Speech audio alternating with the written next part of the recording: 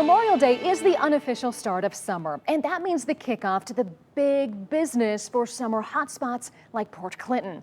But this pandemic has put a freeze on things just as they should be heating up. And now businesses are trying to figure out how to survive.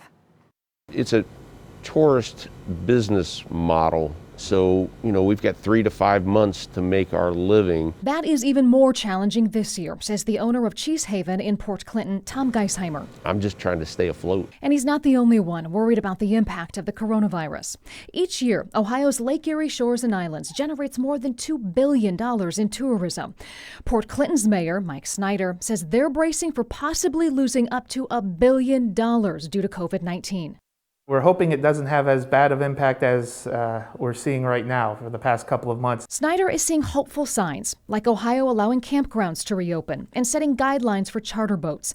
But Geisheimer is worried about all the big events that have been canceled. A lot of the customers that we would get in the past would come from the national matches, which they've canceled.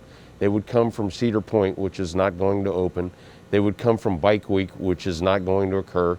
They would come from the Walleye Fest, which has been canceled. He's hoping his store survives the COVID-19 pandemic. I'm basically living off of savings and trying to keep the business running. And he and the mayor have a message for tourists. Come and visit us.